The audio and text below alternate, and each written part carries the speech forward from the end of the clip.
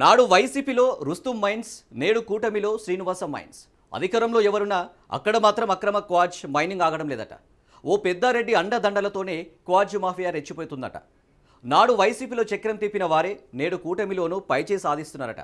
అయితే తమ నియోజకవర్గాల్లో మీ పెత్తనం ఏంటని ఆ పెద్దారెడ్డిపై స్థానిక ఎమ్మెల్యేలు రగిలిపోతున్నారట. అధిష్టానం దగ్గర తేల్చుకునేందుకు సిద్ధమయ్యారట. ఇంతకీ ఆ క్వార్జ్ పంచాయతీ ఎక్కడ? ఆ నేతలు ఎవరు?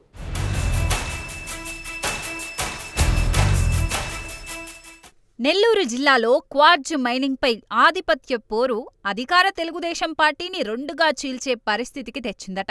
నిన్నటి వరకు వైఎస్సార్ కాంగ్రెస్ పార్టీలో మైన్స్పై గుత్తాధిపత్యం సాధించిన వారే ఇప్పుడు కూటమి ప్రభుత్వంలోనూ హవా కొనసాగిస్తుండడం తెలుగు తమ్ముళ్లకు పూర్తిగా రుచించడం లేదట. అంతర్జాతీయ మార్కెట్లో క్వార్జ్ రేటు రోజురోజుకీ అమాంతం పెరుగుతుండడం, కళ్లు మూసి తెరిచేలోపు కోట్ల రూపాయల ఆదాయం కనిపిస్తుండడం దీనికి ప్రధాన కారణమట.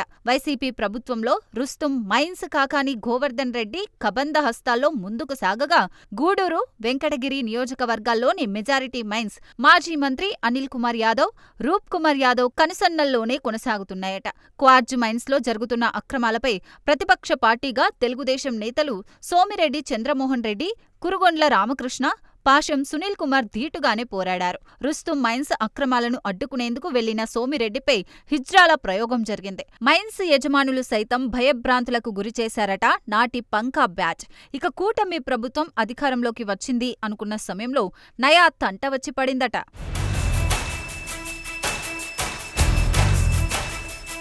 సార్వత్రిక ఎన్నికలకు ముందు వేమిరెడ్డి ప్రభాకర్ రెడ్డితో రూప్ కుమార్ యాదవ్ సైతం టీడీపీ గూటికి చేరారు. ఎన్నికల్లో టీడీపీ విజయానికి రూప్ కుమార్ సర్వశక్తులు ఒడ్డారనడంలో ఎలాంటి అతిశయోక్తి లేదు. అయితే ఇప్పుడు ఎంపీ వేమిరెడ్డి ప్రభాకర్ రెడ్డిని అడ్డుపెట్టుకుని క్వార్జ్ మైన్స్లో రూప్ కుమార్ యాదవ్ చెలాయిస్తున్న ఆధిపత్యాన్ని ప్రస్తుత అధికార పార్టీ ఎమ్మెల్యేలు జీర్ణించుకోలేకపోతున్నారట. Gudur MLA Pasham Sunil Kumar, Venkatagiri MLA Kurugondla Ramakrishna, Sarvepalli MLA Somireddy Chandramohan Reddy, Sullurpeta MLA Nelavala Vijayasri, MP Vemireddy Prabhakar Reddy, Roop Kumar Yadav పెత్తనం తమ నియోజకవర్గాల్లో ఏంటని బహిరంగంగానే ప్రశ్నిస్తున్నారట.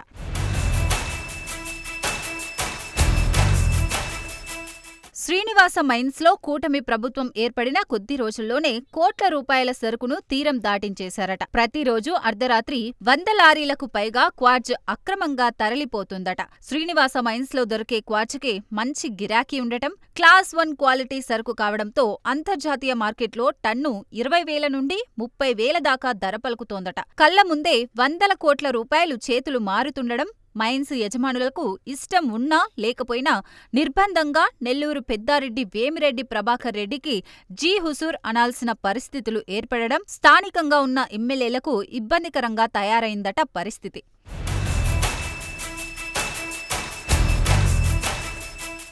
వైసీపీ అధికారంలో మీరే చక్రం తిప్పి నేడు టీడీపీ ప్రభుత్వంలో కూడా మీరే హవా కొనసాగిస్తే తమ పరిస్థితి ఏంటంటూ అధికార పార్టీ ఎమ్మెల్యేలు ప్రశ్నిస్తున్నారట. ప్రతిపక్షంగా మైన్స్ యజమానులకు భరోసాగా నిలబడతామని మాట ఇచ్చాం. ఇప్పుడు వేమిరెడ్డి అనుచరుల ద్వారా ఆ మాట నిలుపుకోలేకపోతున్నామంటూ అధిష్టానానికి ఒక్కొక్కరుగా ఫిర్యాదులు మొదలుపెట్టారట. క్వార్జ్ మైన్స్ పంచాయతీ చిలికి చిలికి గాలివానలా మారి అధికార టీడీపీని జిల్లాలో రెండుగా చీల్చే పరిస్థితి ఏర్పడిందట. క్వార్జ్ పంచాయతీ అధిష్టానం దృష్టికి చేరడంతో అధిష్టానం నిశితంగా పరిశీలిస్తోందట. తెల్లరాయి పంచాయతీ అమరావతిలో దుమారమే రేపుతోందట. కరవమంటే కప్పకి కోపం, విడవమంటే పాముకి కోపంలా తయారైందట తెల్లరాయి పంచాయతీ. క్వార్జ్ మైనింగ్ తో టీడీపీలో ఎంపీ వేమిరెడ్డి ప్రభాకర్ రెడ్డి వర్సెస్ ఎమ్మెల్యేలు అన్నట్లుగా పరిస్థితి మారిందట.